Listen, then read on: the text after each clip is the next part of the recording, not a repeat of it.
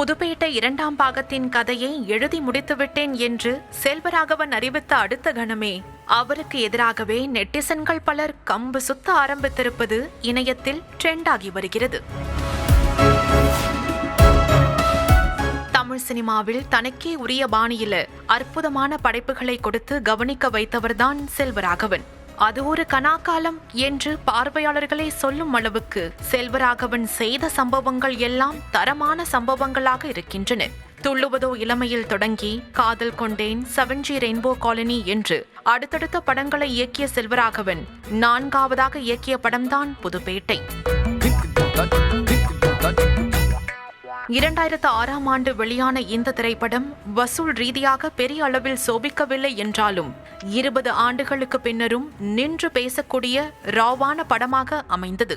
ஒல்லியான தேகத்தை கொண்ட தனுஷ் கேங்ஸ்டராக மிரட்டியது ஒரு புறம் என்றால், இசையில் யுவன் செய்த மேஜிக் மறுபுறம் டாப் நாட்சாக அமைந்தது.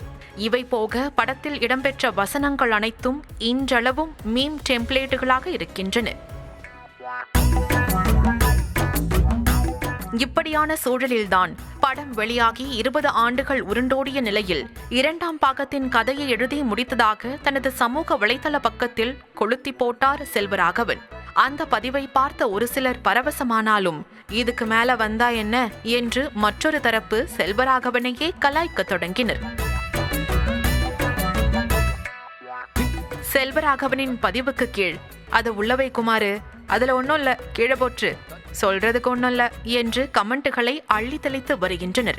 நான் கேட்டது 1000ல் ஒருவன் 2 என்றும், ஆனால் எனக்கு கிடைப்பது புதுப்பேட்டை 2 என்றும் GVM ஸ்டைலில் ஆதங்கத்தை கொட்டும் ரசிகர்கள், கதையை எழுதினியே எடுப்பியா, அதெல்லாம் இருக்கட்டும், 1000ல் ஒருவன் 2ஆம் பாகம் என்னாச்சு, இதாவது நல்லா இருக்குமா சார் என்று ஜாலியாக கலாய்த்து வருகின்றனர்.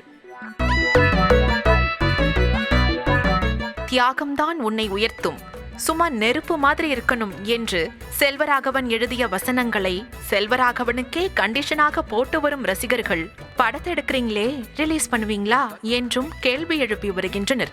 படத்தின் கதையை எழுதி முடித்து விட்டேன் என்று அறிவித்தது ஒரு குத்தமாடா என்று செல்வராகவனே யோசிக்கும் அளவுக்கு அவரது வலு தெரியாமல் பலர் விமர்சிப்பது சமூக வலைதளத்தில் பேசுபொருளாகி இருக்கிறது.